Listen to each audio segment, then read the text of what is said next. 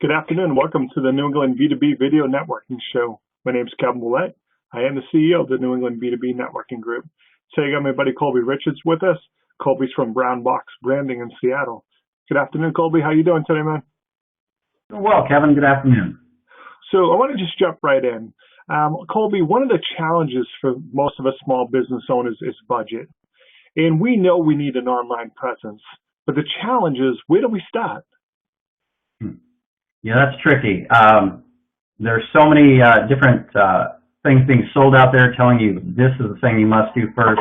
It is tough to navigate that these days. You know, the first and most key thing in my mind is to make sure that your website is up to date, both in terms of technology as well as current design trends. Your website really serves for the hub of all your online activity. So it's important that this presents your business in the best possible light. You wouldn't look for the cheapest rent you could find to open up a store. Well, you know, the internet is the new Main Street. And so you want to make sure that putting your best foot forward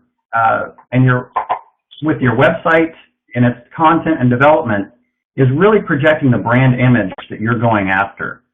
The second thing that I would say along those lines would be making sure that your on-page technical SEO is correct. I would strongly caution against attempting this on your own. There are many sites that give tips on how to maximize your effectiveness, but you need to make sure that your site is in line with Google Webmaster Guidelines. There are tricks out there you can use to game the system, but Google's smart, and just because it works today does not mean that it's going to work tomorrow. They could change their algorithm update, and now suddenly you're stuck with a problem. Your site is not in compliance.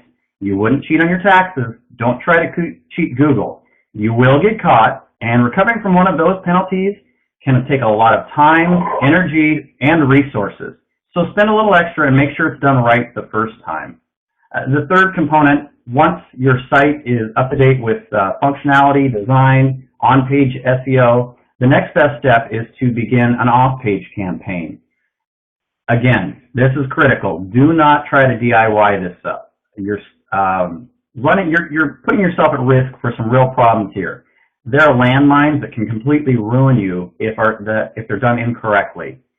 Find an agency who is aligned with Google Webmaster Guidelines.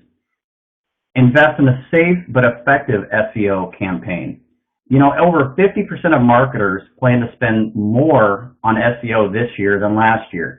There's a good reason why. They want their products and services to show up where customers are looking for those products and services. So it really is a no-brainer. These steps are foundational. Once these things are done, you can branch out into social media, pay-per-click, email campaigning, etc. So Colby, you mentioned social media. I want to talk a little bit about that because that's a big challenge for a business owner. Is somebody tells you should be on Facebook.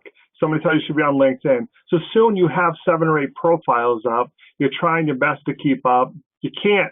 So then you stop doing everything. Okay, Colby, we all recognize we have limited time. Is there some place you would recommend someone put their efforts into when it comes to social media over another site, for instance? Yeah, absolutely. It can be so overwhelming. It becomes quickly, as you alluded to, the multi-headed monster, and it becomes such a monster that people throw up their hands and just quit it all, which is not the response you want to have here. Social media is a massive opportunity, but it needs to be done right. How it's done really depends on your industry and who your target audience is.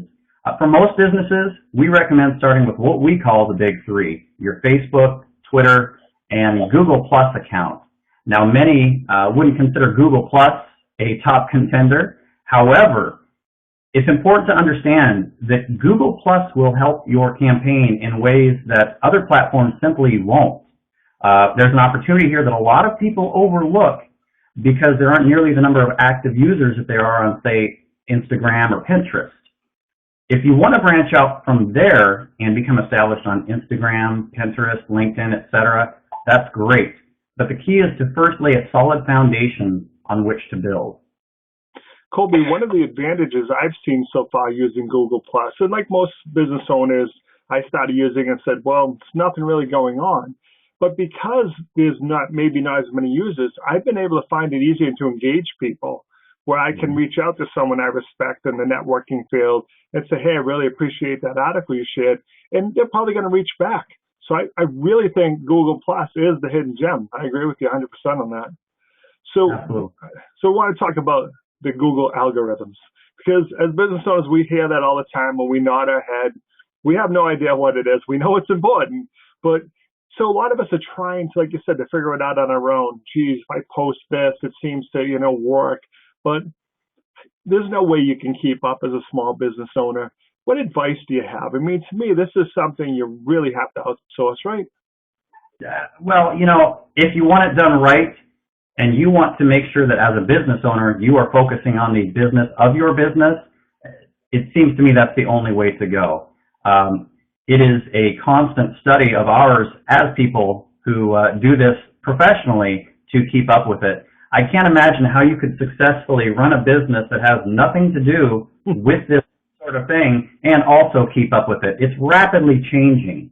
One of the most pressing changes is coming up on April 21st, 2015. Search Engine Watch has called it Mobilegeddon. And basically what it is, in short, websites that are not intuitively responsive to various devices, desktop, tablets, smartphones, will now be impacted by the way that Google ranks their sites. Previously, non-responsive sites just gave an inferior experience for people accessing from a mobile device. Google's now up the ante, and it will now impact the site standing. Every site we create is responsive, and that's first and foremost due to the fact that we saw in 2014 mobile traffic exceeded traditional desktop traffic. This is the way people are getting to websites now. Google recognized that this is not what people want, it's what people expect when they go to a website. And if you want your website to be a springboard for your business, it absolutely must be responsive. That's really interesting that you bring that up, because a few years ago, people were talking about the importance of that. And, you could kind of, yeah, I see it. But now, like you said, when somebody pulls you inside and says, how much time are you spending on your iPhone versus in front of your monitor, then you really have to pay attention, because, I know it happens to me all the time, be out someplace. I'm like, oh, I want to stop in this restaurant, coffee shop. And you're on your phone and you're trying to scroll from left to right, up and down to see where the address actually is. And to your point, if it's non-responsive, we just delete it and go someplace else. So really becoming essential. It's a great point. So Colby, we need your contact information before we let you run. How do people learn more about your business? Absolutely. Check out our website. We're at brownboxbranding.com/Seattle. Or you're welcome to reach out to me personally. I'm at Colby@brownboxbranding.com. Colby, really appreciate you taking the time of day to come on the show. And thanks for being my friend. Thanks for the opportunity, Kevin. Take care. Yep, bye now.